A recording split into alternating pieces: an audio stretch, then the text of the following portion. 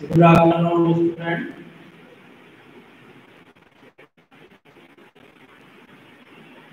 ये प्रोटिस्टा जगत में केवीए बनाना है। 5 नंबर के लिए क्वेश्चन है ये। प्रश्न ये नोट कर लेंगे।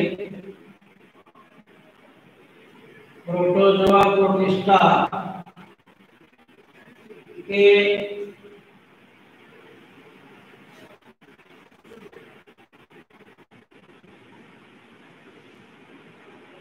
प्रोटोजोआ प्रोटिस्टा को 4 भागों में बांटा गया।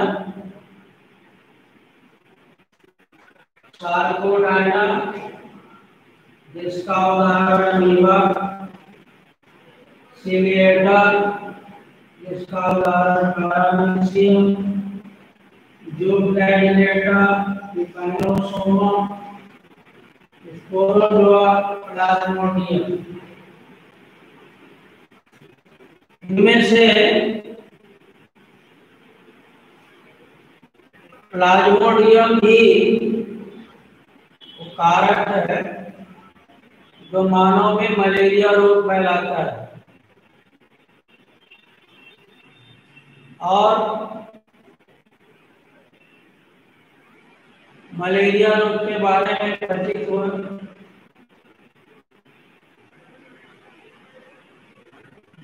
मलेरिया रोग मानव शरीर में प्लाज्मोडियम बाइवेक्स और प्लाज्मोडियम फैल्सीफेरम, प्लाज्मोडियम की कई जातियां हैं। प्लाज्मोडियम की कई जातियां हैं।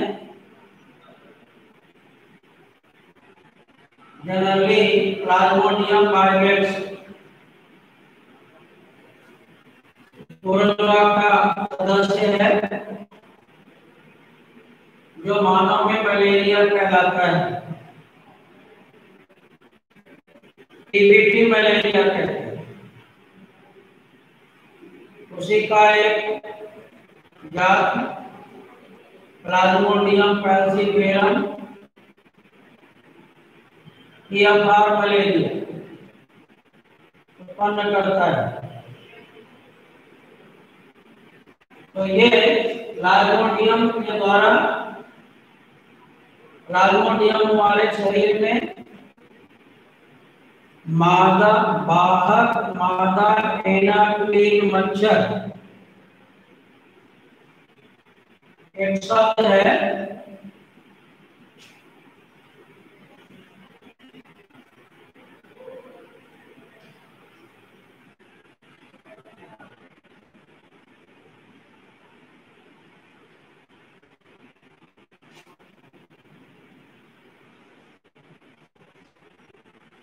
इस शब्द को ध्यान में रखेंगे। इसमें लिखा है बाहक मादा एनाक्लीन। इसमें ध्यान देना है, हो सकता है जानकारी ना हो। एनाक्लीन मच्छर की जात, मच्छर की जात एनाक्लीन। और एनाक्लीन में मादा, नर नहीं। सवाल ये उठता है कि नर क्यों नहीं है? मच्छर की जाति है एनाक्लीन और एनाक्लीन जाति में मादा लिखा हुआ है और मादा के साथ एक शब्द जुड़ा है बाहक, जिसका अर्थ यह है कि ऐसी मादा जो परजीवी से ग्रसित, परजीवी उसमें हो,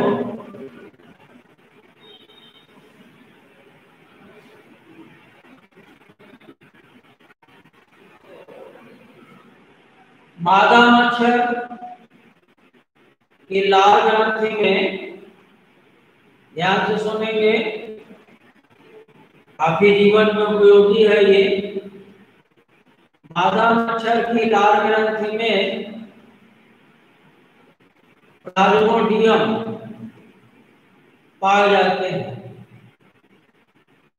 जब रक्त चूसने के लिए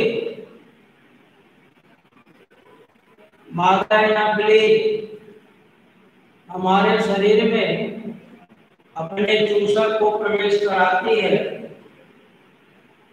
तो उसके लार के साथ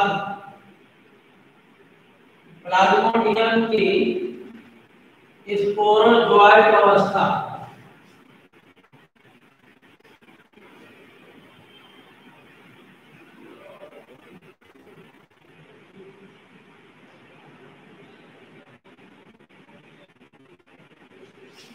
व्यवस्था का नाम लिखा है। स्पोरोजोइक अवस्था हमारे शरीर में प्रवेश कर जाती है और ये स्पोरोजोइट शरीर में पहुंचकर यकृत में पहुंच जाते हैं। इस प्रकार से अगर हम देखें तो मैंने इस बात को इसलिए बताया कि अक्सर लोगों को भ्रम रहता है। बाहक और कारक दोनों में अंतर है। कारक का अर्थ होता है कि रोग किसके द्वारा फैलता है, और बाहक का अर्थ है कि किसके द्वारा वो संक्रमित होता है। मलेरिया रोग का कारण जो है वो है प्लाज्मोडियम, जो रोग फैलाता है। लेकिन ये प्लाज्मोडियम एक संक्रमित व्यक्ति से स्वस्थ व्यक्ति में किसके द्वारा पहुंचा है, तो मादा एनाफिलीज मच्छर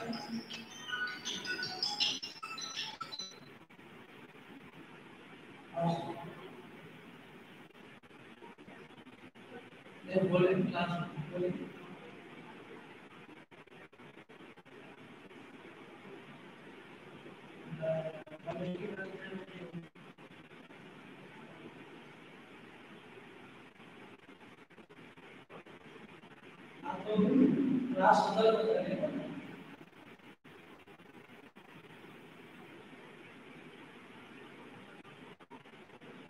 ठीक है।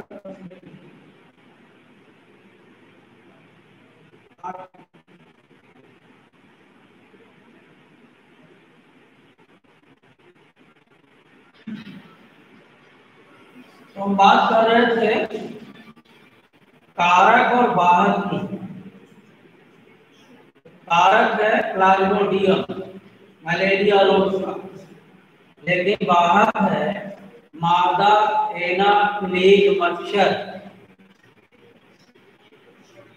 मच्छर की जाति है एनाफिलीज, और उसमें मादा, अभी हमने पूछा आपसे नर क्यों है, तो उसका कारण ये है कि नर मांसाहारी नहीं होता, वो मनुष्य को काटता ही नहीं, शाकाहारी होता है। इसलिए ये ध्यान में रखना है कि मलेरिया रोग का कारक प्लाज्मोडियम बाइवेक्स, ध्यान रखेंगे, और मलेरिया रोग का वाहक ये है मादा एनाफिलीज मच्छर। इस प्रकार से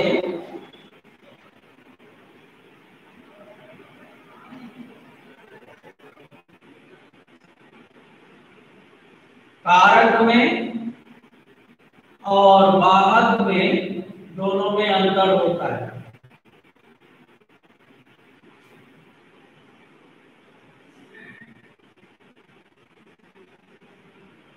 एक यहाँ दिया है सार्कोडाइना अमीबा। तो अमीबा की एक जाति है एंट अमीबा, और ये एंट अमीबा मानव में पेचिश रोग फैलाता है, क्योंकि जल में रहता है। ये दूषित जल के द्वारा होने वाली बीमारी है। अमीबा स्वच्छ जल में पाया जाता है, जिसकी एक जाति है एंट अमीबा, और ये एंट अमीबा मानव में पेचिश रोग फैलाने का काम करता है। इस प्रकार से ये टेबल बनाएंगे हम प्रोटोजोआ प्रोटिस्टा। शायद अंशिका सिंह का क्वेश्चन था, प्रोटोजोआ का प्रोटिस्टा का वर्गीकरण। प्रोटिस्टा का वर्गीकरण हमने उस दिन दिया था। 3 भागों में अलग अलग लिखना है: स्वकोशी, ऑटोट्रॉफिक और अवपंख कवक स्लाइमर, और तीसरा भाग था प्रोटोजोअन प्रोटिस्टा। हमने क्वेश्चन दिया था 2 लेसन तक, और ये जानकारी भी दिया था कि तुम लोगों को 2 पुस्तक रखना है। अभी नहीं मिल पाती, समय से ले लेंगे, 2 दिन, 4 दिन, 10 दिन। एनसीईआरटी बुक और रेफरेंस बुक। रेफरेंस बुक जो मिल जाए शिवलाल नकबोध बाजार में मिलती है। एनसीईआरटी बुक कुछ कम दुकानों में मिलती है। क्रमांक के पास एक दुकान है खाना ट्रेडर्स, वहां से देख लेंगे, वहां मिलती है। हिंदी मीडियम, इंग्लिश मीडियम, और जो है उसे पढ़ेंगे। प्रतियोगी परीक्षा के लिए या भविष्य के लिए वही पुस्तक काम आती है। अभी भी पढ़ना है, उसी को हम डिटेल में पढ़ेंगे। ये ध्यान में रहे कि अभी लेसन 2 लगभग हमने उस दिन बताया था, सोमवार को हम वेट करेंगे। अगर किसी का कमेंट्स है तो अपन आप लिखें, बताएं कि जो क्वेश्चन हमने दिया था उनके उत्तर मिले नहीं मिले, या ढूंढने में दिक्कत है, कमेंट्स नोट करो।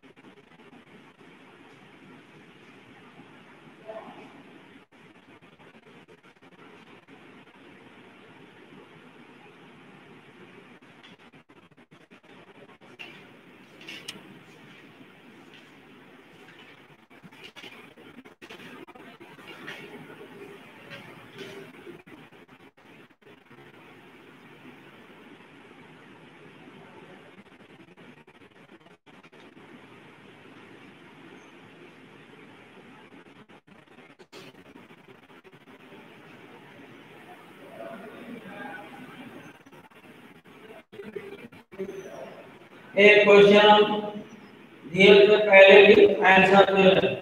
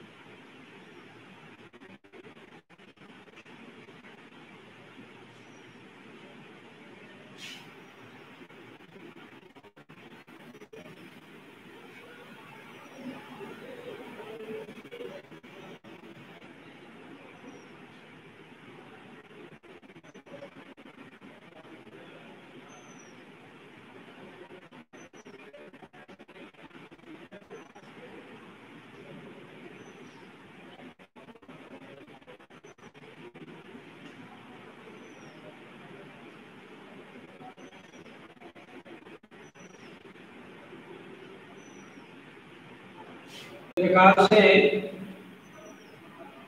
हमने नोट किया था वायरस, माइकोप्लाज्मा, माइकोराइजा, बाराइड, यान, लाइकेन, 60 नोट के लिए दिया था।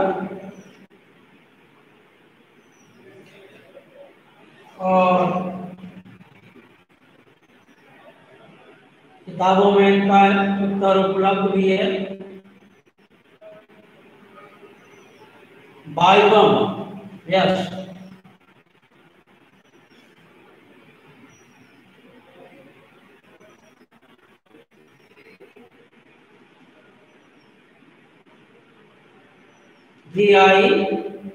VIVUM,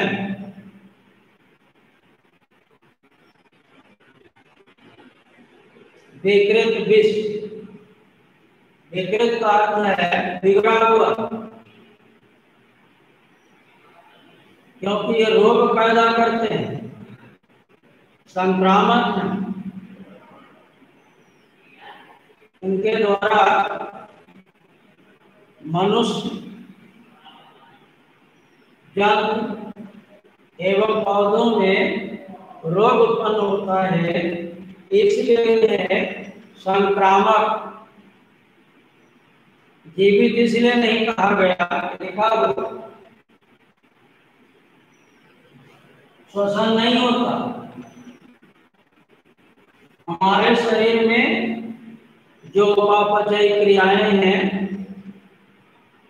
श्वसन, पाचन, उत्सर्जन, ये उपापचयी क्रियाएं इनमें नहीं है। क्रियाओं के अनुपस्थिति के कारण कुछ वैज्ञानिक इन्हें निर्जीव मानते हैं, परंतु कुछ लक्षण ऐसे भी हैं जो जीवित का गुण दर्शाते हैं। जैसे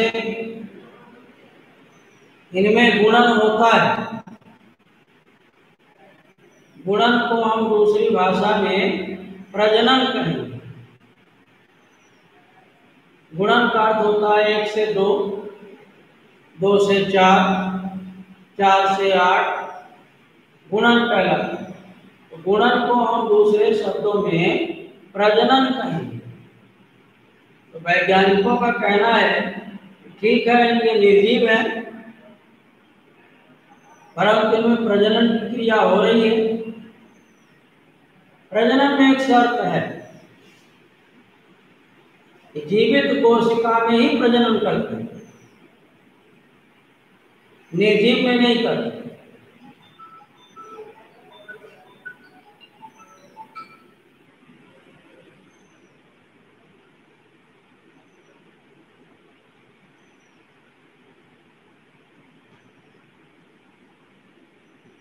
तो इस प्रकार से वायरस एक ऐसे कण हैं जिनमें सजीव और निर्जीव दोनों का गुण है, और यही कारण है इन्हें दोनों के मध्य रखा गया।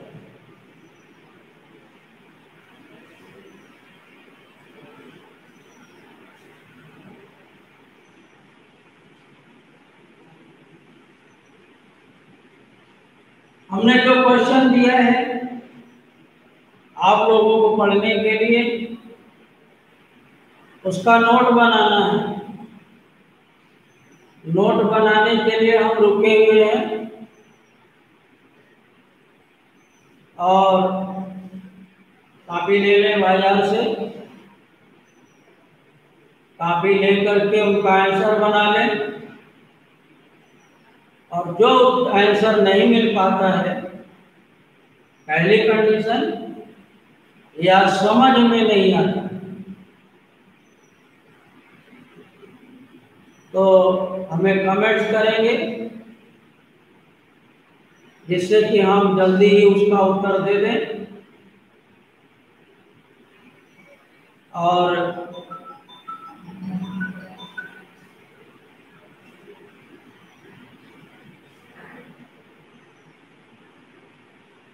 ध्यान में रहे, रेफरेंस बुक से आंसर मिलेगा, एनसीईआरटी में केवल क्वेश्चन मिलेगा। क्वेश्चन जब तक अभी एनसीईआरटी बुक नहीं देते हम यहाँ देंगे। अभी जब से क्लास चल रही है तो ग्रुप का डिसाइड होना था। आज हम पता करेंगे कि कितने लोग जुड़ रहे हैं और उनका नाम, उनका कॉन्टैक्ट नंबर ले करके और उसकी जानकारी हम देंगे। तो ये ध्यान में रहे, अगर किसी का कोई कमेंट्स है तो आज हमें बताएं कि हमें ये सब आंसर मिला नहीं मिला। ऐसा नहीं है कि मिलेगा नहीं, लेकिन लेसन 2 तक जो हमने क्वेश्चन दिया है वो टोटली लेसन 2 तक है। शायद 22 लेसन बुक में है। 22 लेसन में 2 लेसन की स्टडी हो चुकी है। अगर फर्स्ट लेसन और सेकंड लेसन में कोई प्रॉब्लम है तो अपने नाम के आगे कमेंट्स करें और कल भर का मौका और है, एक दिन हम समय और देंगे। अपने सामने कमेंट्स लिखें कि हमको सर ये क्वेश्चन में प्रॉब्लम है और कल के बाद हम लेसन 3 स्टार्ट करेंगे। अगर आज किसी का कमेंट्स है तो हमें नोट कराएं, अपने नाम के सामने कमेंट्स लिखें, क्वेश्चन लिखें या थोड़ा संकेत में लिखें कि हमको ये प्रॉब्लम है, ये आंसर चाहिए या याद नहीं हो रहा। ये मत समझें कि बुक में पढ़ मिल जाएगा, बुक में हम ढूंढ लेंगे, बुक में आंसर मिल जाएगा। तो मिलता है आंसर, ऐसा नहीं है। हम भी बुक पढ़ते हैं लेकिन उसका आंसर बनाना पड़ेगा, है ना। अगर किसी का कोई क्वेश्चन है तो जल्दी नोट करें, मैं नोट कर लूँगा।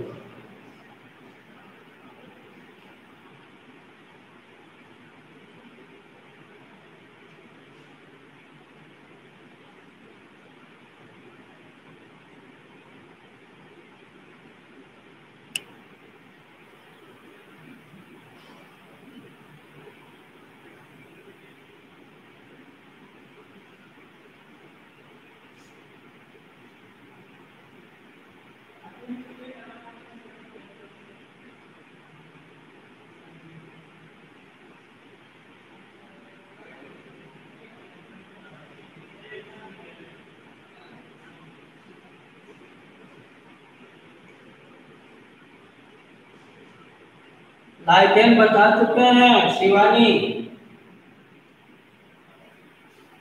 लाइकेन बताया था।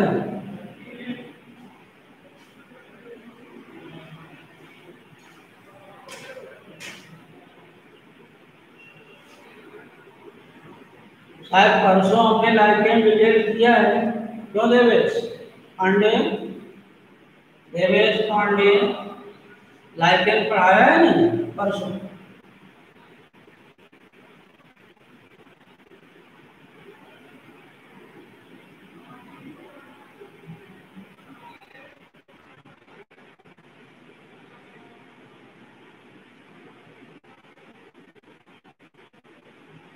और किसी का अपना क्वेश्चन अपने सामने लिखें।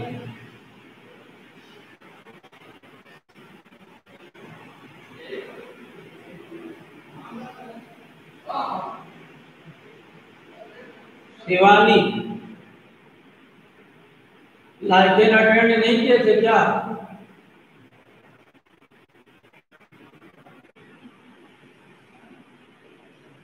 शिवानी आंसर दो, क्या तुमने लाइकेन अटेंड नहीं किया था?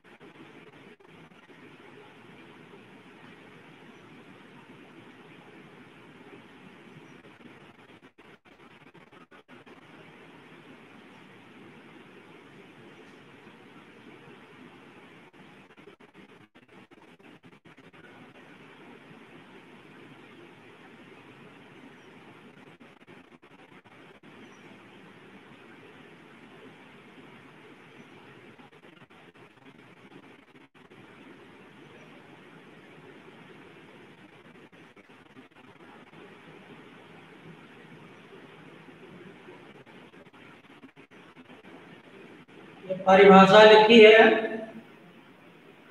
परिभाषा पढ़ो। लाइकेन स्वपोषी, ऑटोट्रॉफी माने स्वपोषी, जो अपना पोषण स्वयं करते हैं। हेलोफाइटिक, जैसे ये हाथ, ऐसे हथेली, चपटा। थाइलस मीन्स होता है शरीर चपटा है। ऑटोट्रॉफिक, हेलोफाइटिक, बहुकोशिकी, इनका शरीर कई कोशिकाओं का है। सिम्बायोटिक, हिंदी में सहजीवी, सहजीवी का अर्थ है जब दो जीव एक साथ जीवन बिताते हैं। संयुक्त, जुड़े हुए, कौन कौन जुड़ता है? Algae plus fungi. लाइकेन में दो भाग है, एल्गी, शैवाल, जो स्वपोषी प्रकाश संश्लेषण की क्षमता है। एल्गी, एक भाग एल्गी और एक भाग फंजाई। एल्गी और फंजाई दोनों मिलकर लाइकेन बनाते हैं। एक भाग एल्गी है और एक भाग फंजाई है, कवक। एल्गी और फंजाई दो मिल जाते हैं, संयुक्त हो जाते हैं। कैसे? एल्गी फंजाई को भोजन देता है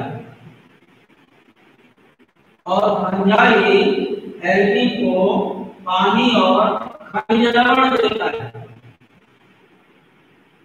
एल्गी भोजन बनाता है, फंजाई को खिलाता है, और फंजाई भोजन के बदले एल्गी को खनिज लवण और पानी देता है।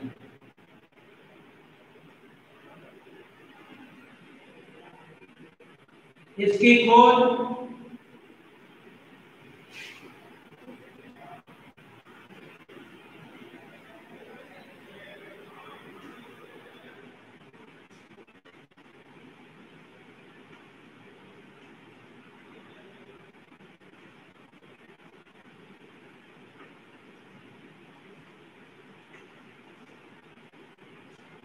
वैज्ञानिक खुलासे ने 1852 में किया था।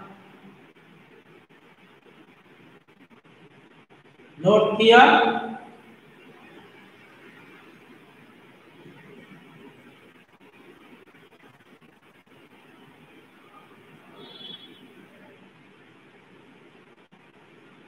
हिंदी में भी लिख सकते हैं।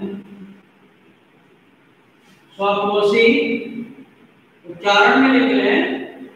ऑटोट्रॉपिक, एरोबायोटिक, मल्टीसेलुलर, सिम्बायोटिक साइटिकी, संयुक्त।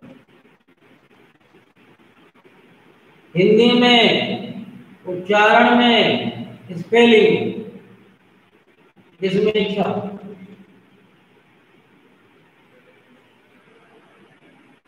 और किसी का कोई क्वेश्चन?